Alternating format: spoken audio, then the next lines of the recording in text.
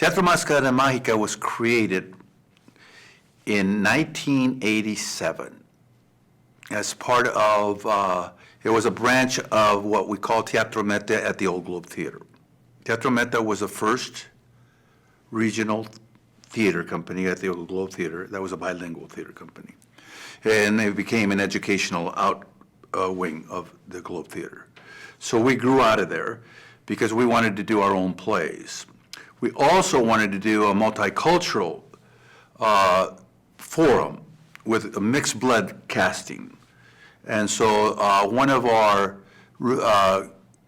great friends, Ruben Seda, from Seattle, had this theater company and was called the Mixed Blood Theater Company. And he did our very first place, I Am Celso, as Teatro Máscara Mágica. It started in 1989 through three people. Dr. Floyd Gaffney, who was a UCSD professor of theater and dance, and Dr. Jorge Huerta, who became the leading exponent and writer of Chicano theater. He also had a little teatro at that time, so we became buddies. So we decided to take our own step into developing our own plays, and that was the beginning of it.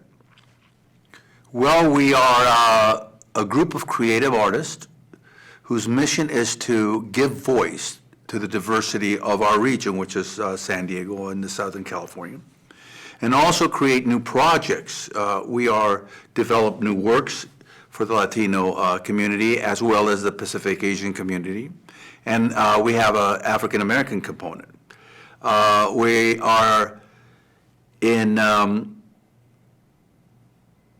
way the pioneers of multicultural theater in San Diego. We're the first professional Latino company.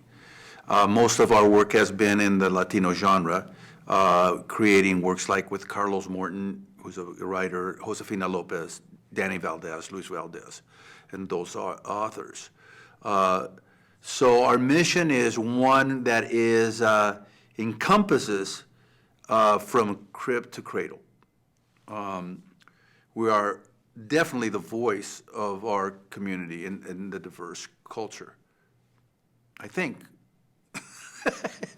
Who knows? You know, the evolving landscape of America is ever growing. I mean, the tree has yet to mature. New branches on the tree are growing from that cultural base root of the American culture, right? It's only, 250 years old, the country, right? And what happens is that I think we get too serious of what we are, but what we should be serious of what we're becoming. And one thing about Teatro Máscara Mágica, it is actually evolving, and it evolves its voices through the evolving of the history of America since its beginning. If we go back to when I was a young man in the 50s, and I didn't have any voice of my culture, and I lived 5 minutes away from the border, and nothing was in Chula Vista or San Diego. That's amazing, isn't it? And there was no wall, by the way, to keep culture out. It was just America and Mexico. With America is evolving not only through immigration, but also different voices in the artistic landscape. That's becoming part of the civilization signature of this country. And we need to be at that train. We have to be on that train all the time, ever evolving. So it's a constant change, At one time, we had no Latino voice. I was very influenced by Danny Valdez and Luis Valdez of Teatro Campesino. I became a Chicano, watching them in the San Francisco Mime Troupe. And this agitprop theater, this theater of the oppression, theater of cruelty, theater of propaganda, agitprop theater, that I loved when I was in college, was just an awakening to me of my voice. But not my Mexican voice, but my Chicano voice in the United States, which was unique, they had a language called Spanglish The plays were written in Spanglish. My mom goes, what is this? Son pochos, right? Well, yeah, that's what the Chicano language is, especially in the plays. It is a mirror to the civilization, right? Theater is a mirror. And so Teatro Máscara Mágica wants to hold that mirror up as it evolves through the many faces, We're happy that we do that. It's challenging because our audiences aren't cross-cultural. We think we wanted to develop a cross-cultural audience. But, when we do Latino plays, mostly Latino audiences come, When we do African-American plays, mostly African-Americans come. When we do Asian plays, mostly the Asian community comes. We have had our play that has transcended it is the Pastorela. But when you do ethnic Pacific plays, that's the community that comes and sees it, which we want to have a broader sense. That's we hope to develop that diversity in the audience instead of being, ethocentric, I've been blessed. I guess I used to be the youngest guy in the room. Now I'm the oldest guy in the room. And as my journey through this this landscape, I've been very blessed to know a lot of people in the industries, both behind the camera and in front of the camera, in front of the theater and behind the theater. So when we started developing our theater company, and we actually turned over our theater company to a new dimension about 5 years ago with a new advisory board, our new incredible board of directors, and our advisory board were the who's who in San Diego. We have council people, supervisors, mayors, blah, blah, blah. And on that advisory board, they put us in another level of community theater, semi-professional theater. We have an obligation to our community. And having all these friends in the industry doesn't do you any good unless they share it, and they share their time, treasure, or talent. So most of them are giving people. So I asked them all, Edward James Olmos, Paul Rodriguez, Bob Hayes, Anthony Zerbe, all these people. I have asked them to, Luis Valdez, Daniel Valdez, if they would be part of our advisory board. Mike Gomez, Jerry Valencia, all said yes to this project, meaning that they have to commit to whenever there is an opportunity to give to young writers, young producers, young actors, the platform for them to merge into the industry, that they should, internships or giving them jobs or whatever it is, in order for us to keep the industry alive with young, talented people's voices. And they all said yes. And so the roll call is, it's who's who in our business, in our advisory council. We're very, very pleased. And at Artistas de Honor, and what we do, we've committed one project a year to have these stars come and either produce, direct, or star in them, or we do their own plays. We do their plays. Once a year, we do a project with them. And they come and do workshops with our kids. They teach the kids the business, in the producing, writing, directing, acting sense. So we become a school, if you will. If we had more money and more time, we would do more than one project. As you well know, most of the industry is in Los Angeles, so they have to come to San Diego. We are very pleased of our Artistas de Honor, roster. And of course, our latest one was with Paul Rodriguez in promoting the original play called The Pitch, which was a very important voice for the Latino community at the Los Angeles Theater Center. Looking in the past, in the rearview mirror of the journey of the car that's traveling forward to the future, looking back, some of the plays that we have done have been world premieres. An example of that is the Women from East LA of Josefina Lopez. 4 women played 25 roles. Incredible play. We did the San Diego premiere of The Real Women Have Curves for Josefina. Carlos Morton's plays, The Miser, we helped do in Cal State Riverside with him. We have done I Am Celso. The very first play that we did was an incredible journey. We did the very first play about the border in Chicano Park called Over Easy or Las Aventuras del Huevo. We've had the longest theatrical tradition in San Diego. I think in Southern California is La Pastorela. The other longest one is at Teatro Campesino with Luis Valdez. We've done the first Latino version of The Odd Couple, starring Paul Rodriguez and Mike Gomez. The original pitch with Luis Valdez. With Paul Rodriguez, right? I did, in cooperation with the San Diego Rep, the first play of Zoot Suit that was done after 20 years of Zoot Suit. God, there's so many, Bogota was an original play that we did in San Diego, The Ordeal in Bogota. Well, La Pastorela is the longest play in America. It was brought here in 1542 to New Mexico, because New Mexico was going to be the capital of Mexico in the United States. And so it was a Spanish play that dealt with the morality it was a morality play in the Middle Ages. And throughout the years, it was the last shepherd's play. And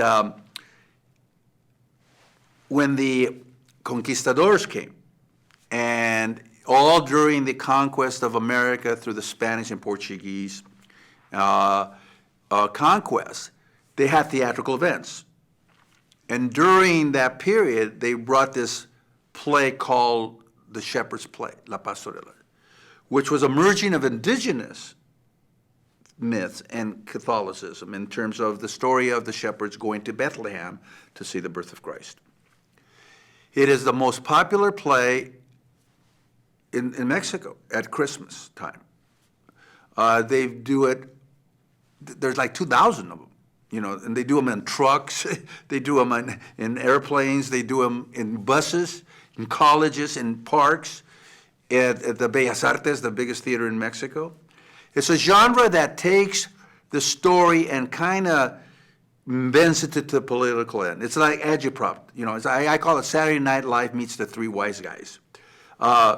It's still a morality play, but it is a newspaper play of the time. It's actually, the old newspaper plays of the 40s and 30s when, you would read a headline and they would do a topic on it, right? So it's very agitprop, it's very political, and it's prop culture, It has a lot of songs. And of course, at the very end, it's a redeeming journey, One thing, I've never thought of it as a religious play. I just thought of it as a morality play, the good, the bad, and the ugly. At the end of the day, whether you believe in the birth of Christ or not, what's important is that we all are reborn during a holiday season. We all have to give to others. It's not our birthday, it's everybody else's, right? And we have to learn the lessons of good and evil. It is absolutely about good and evil. And that little angel and little devil that sits on your shoulders, and the devil that's trying to keep you on your way to somewhere. And the angel says, wait, you have ethics, you have morals, you have faith. Keep that in mind. Do what's right, and we'll be okay. And at this time, by the way, that play has to be done, because that's what the Pastorela is. And what's nice about the Pastorela, it's about a community. The shepherds are the voice of the community, like the Greek chorus. And the angels from above and the devils from below, and the middle is where we are the journey, right? And we're going to a better place. And I guess somebody's always getting in our way, right? I guess we got to watch that. Who's on our way? And that's what the play is. What's really weird about this is that children from 5 years old to 95 get it. They all get this. And it's not a children's play.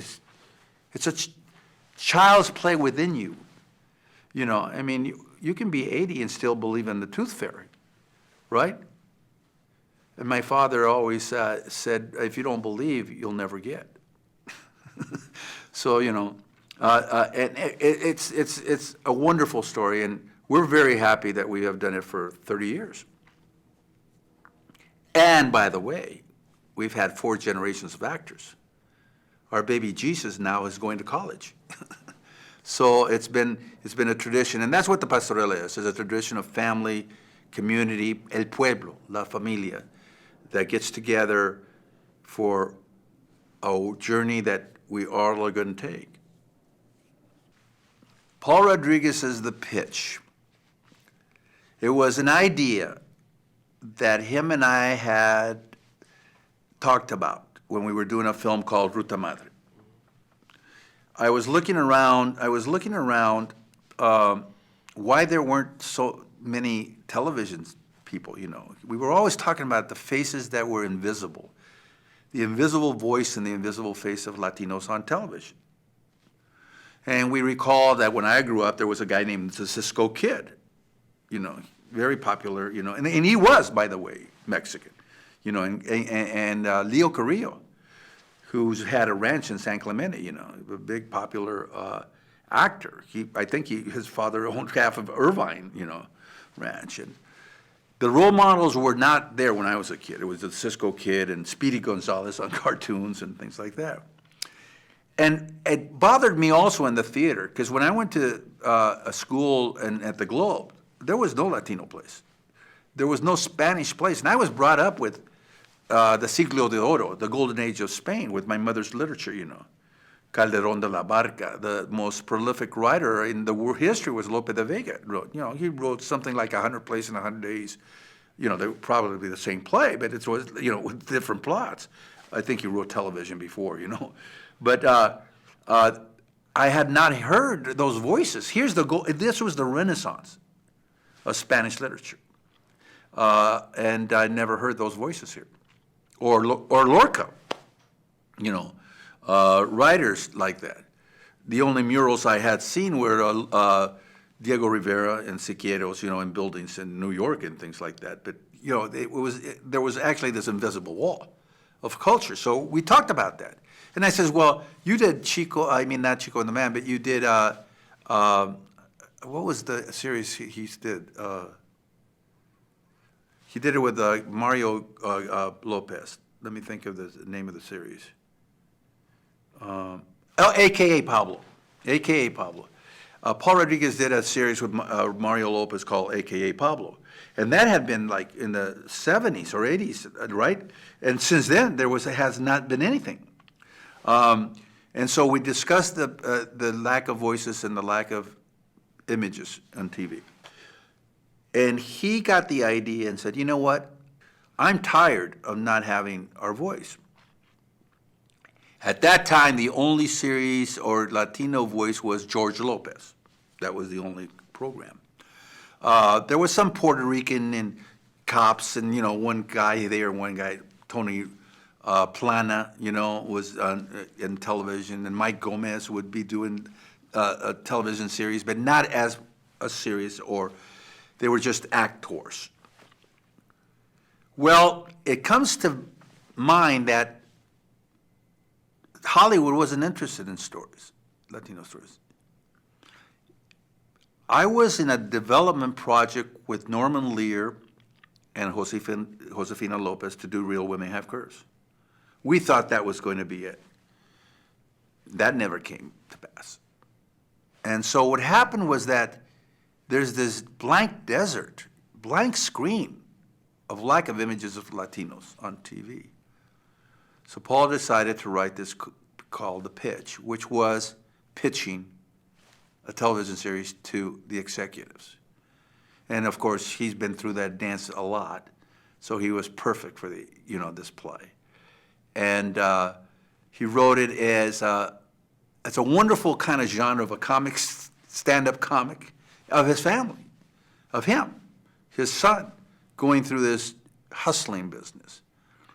It was the hustler without a pool table, trying to find a job, and we're always hustling. And it's just kind of ironic that we're practically the majority in Southern California, Latino, and yet our voices and our images are invisible. We're the invisible man, the invisible woman, and we're relegated to roles, stereotype of drug addicts and, maids and blah, blah, blah.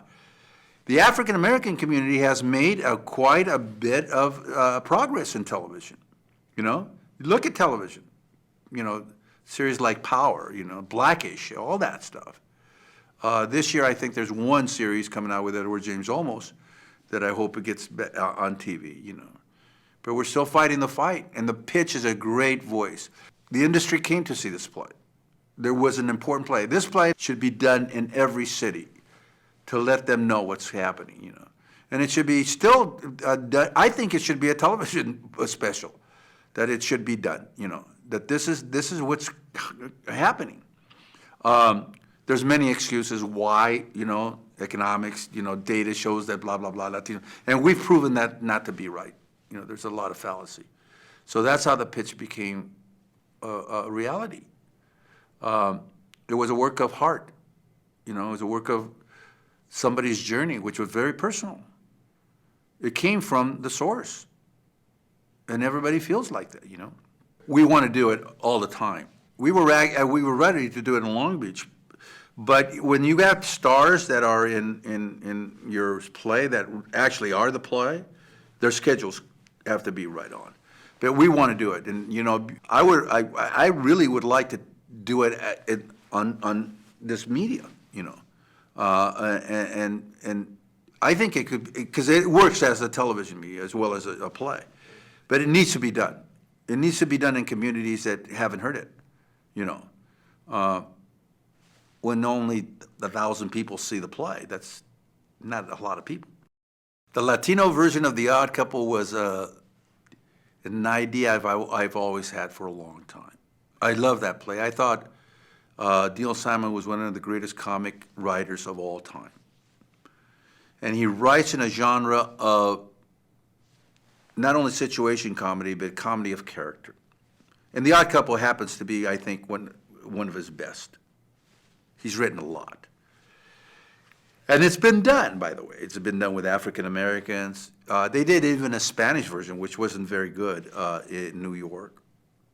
And I thought, we have those characters in our community.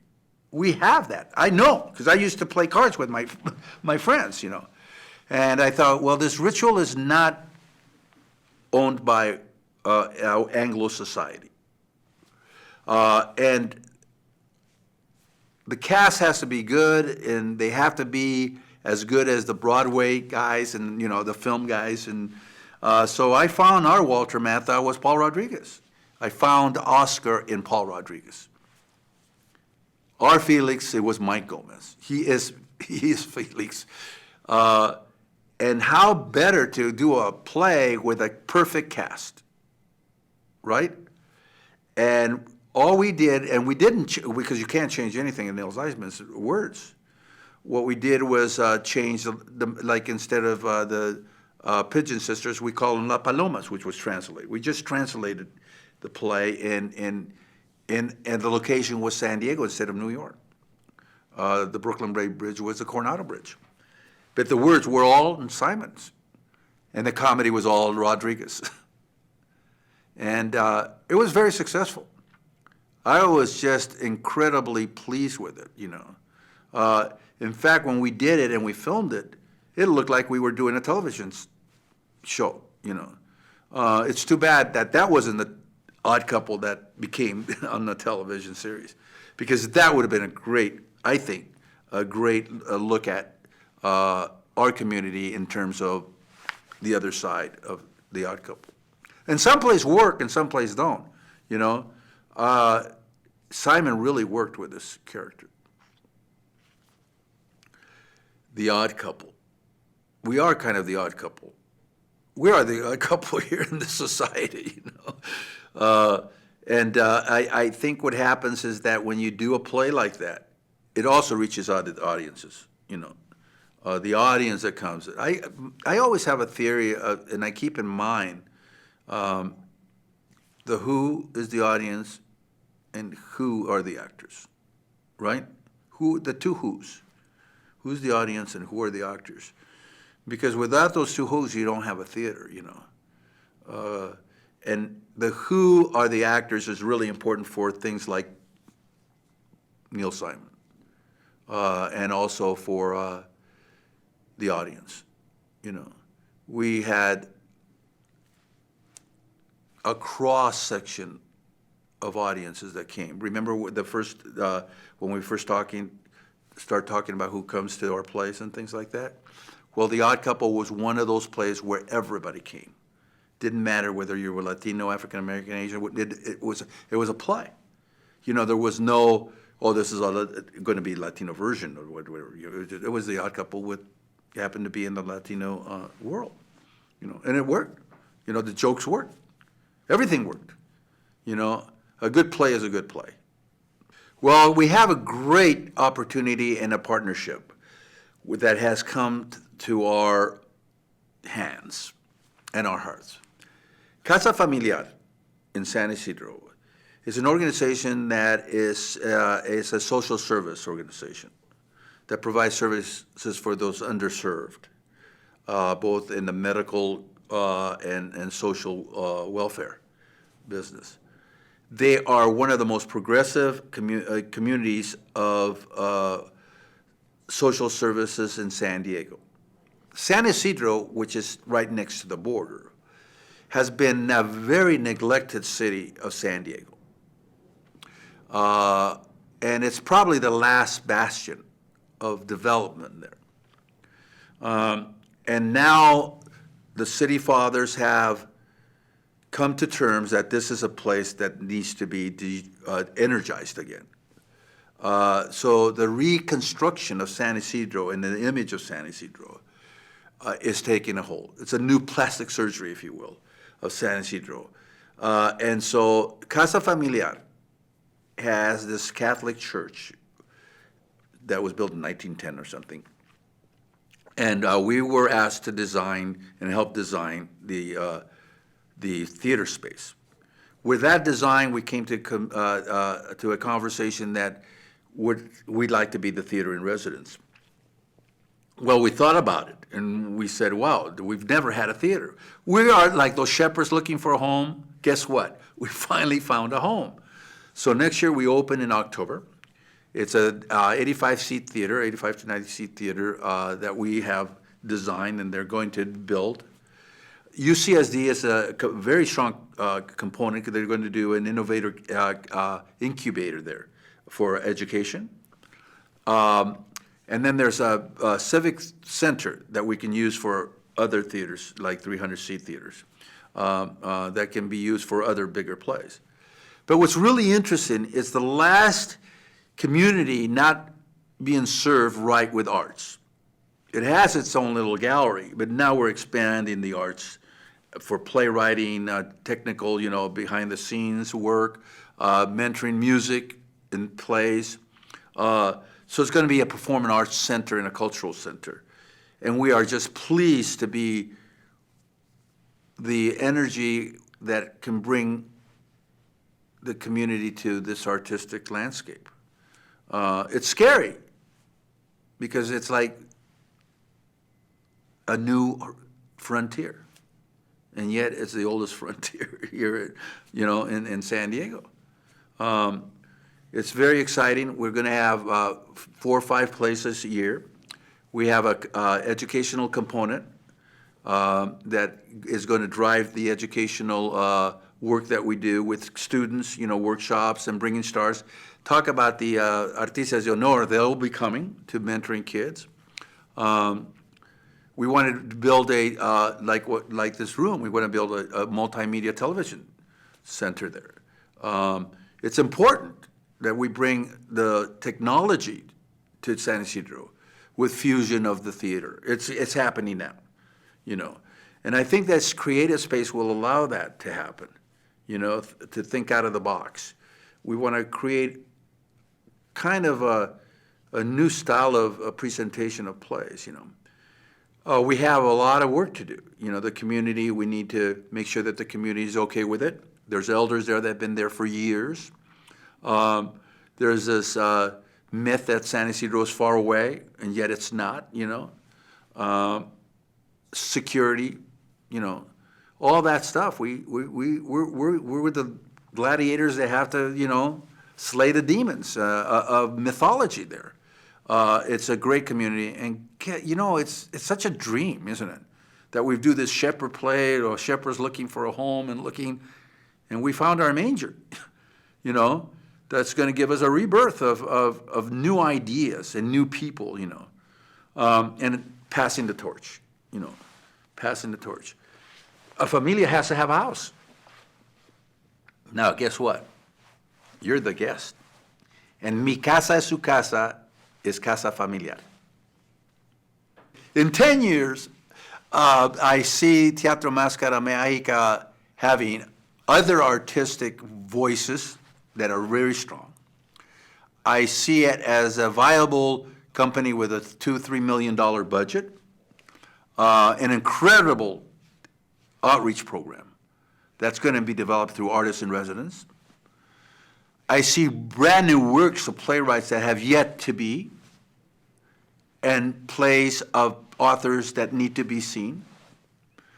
I see it as an educational platform and as a launching pad for actors, technicians, writers, designers. I see us as the door to having people not do plays like The Pitch anymore. That we will have an influence in our community. If we can't do it, nobody else is going to do it. I've seen it. One project a year at the Globe, at the La Jolla Playhouse, at the San Diego Rep doesn't make a whole cultural voice. We need to consistently do that work for us. It's our duty. It's our mission. It's our vision. And it's our obligation. Those theaters, that's not where they're at, They'll keep doing their commercial stuff. We'll do our commercial stuff with kind of a Rio Grande theme, And, by the way, no place that will have walls. People can get involved in our theater many ways. We'll first start with volunteers, because without volunteers, we don't have anybody. In fact, we are an organization of volunteers. They can come and help us in marketing. They can come and help us fundraise. They can come and help be in the plays as actors. They can come and help us support in housing sometimes when we bring actors in. They can come and spread the word. They are our audience. They can come and give us ideas. If they're playwrights, come. Give us your plays. Let us develop them. Let us read them. They can come and be the voice of consciousness for us. It's very important for us to have feedback, what we're doing right and wrong, right? They can come and create a vision and a mission of always moving forward. Mostly, I think, involvement is a very important word. They have to be involved. And that means commitment. People are involved in all kinds of different ways, but they're just not committed to it. There was an old saying that if you can't stick to it, it ain't worth doing. And, when I coach wrestling, there's this thing, you got to stick to it. And I think that there's this motivational kind of philosophy says, those people that have been the most successful on earth haven't been millionaires, haven't been brought by their silver spoon in their mouth or have had a lot of stuff. They're people that have stuck to it. Just think about Thomas Edison. Albert Einstein, Janice Salk, Diego Rivera, Frida Kahlo, Martin Scorsese. I mean, Charlie Chaplin, Columbus, all stuck to it, I mean, just think about it. Success is about sticking to it, having the grit enough to stand it. And I think that's involvement. If you ain't got the grit, get out of it, And a lot of people aren't involved. They think they are. They don't stick to it, There's an old saying, when the tough gets going, the going gets tough, right? The going gets tough, the tough get going. That's involvement. And I can see it. I've been on many boards where people are involved for the wrong reasons. It's not what's in it for them. It's supposed to be what's in it for the rest of us, right? And usually, if you take yourself out of the equation, then involvement becomes much better, because what happens is your involvement becomes not selfish, but self-giving. I'm glad you asked that question, because involvement is really important, and it's an ebb and flow. It's like a roller coaster. Sometimes there are really good times, sometimes there are really bad times. I think our theater company, and I think every other organization, needs to make it very clear of what you expect in the involvement, and you as an organization have to give them something that is good for their soul and their heart, and something that they are proud of. And that's what we have to work on. It's a two-way street involvement, But I think that's what involvement is, And people who stick to it, man, I just think about people who have given their life to something for others, The guy who's trying to cure cancer right now. He's not looking for a paycheck, Teachers.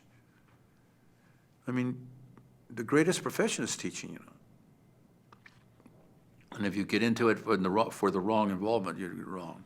But I appreciate that question. I think it makes you think. Donations are three kinds of donations for our theater company that are very important. I think they're important to any organization, but our company has to have these three. One is time. You have to donate time. You have to give time. And that's precious. I'm looking at you, and you're a young guy, and I'm looking at me, and there is muerte going, hello, Billy, it's coming soon. Time is really important. In plays, you have schedule, right? It's all between the lines, time. So giving time is precious, because time is money. You have to give talent. You can't be paid for it all the time, because you're priceless. Your talent is priceless. So giving of talent is very important. What can you give to others in your talent? The gift of your talent to other beings that will make them more talented. The gift of treasure. Without money, nothing goes. It's why it's called the bottom line. The bottom line is the foundation of everything. And I hate to say that, but somebody's got to pay the rent. People have to get paid for their gas, and you have to pay for royalties, for musical rights, for wood of sets, for material of costumes. I can't go to a guy in the lumber company and say, will you donate your lumber? It's very rare. Technicians, they all get paid. They don't get paid as much because they do donate their time, but you have to pay them. So donating money is very important to us. If you could just think about it. If you gave us $1 and everybody in San Diego gave us $1, we would never need any money. $1. Everybody in San Diego would give $1. We'd be home free. So it isn't a lot of money. It's just that we do need, funds to operate. In San Isidro is going to be very important because the value of people, you have to value them. And people don't ask for much. But I think donating is very important. So they can go to our website, teatromascaramagica.org, and donate. I was incredibly surprised that on my birthday, that almost 1,000 people donated to Teatro Máscara Mágica. Strangers, that donated some money to our theater company. By the way, we're a nonprofit, and we're the company with the least expensive ticket to go see a live play. Our average price is $12. That's our average price. We give away thousands of tickets free. Because without exposure, we have no audience for the future. So that's why we need your donations. It's mostly to underwrite tickets for the underserved and keep our heads above, we don't make a profit. So give. From el corazón, give. And I'll tell you, the gift that you give us is spread to many, many, many people through our voices in the theater.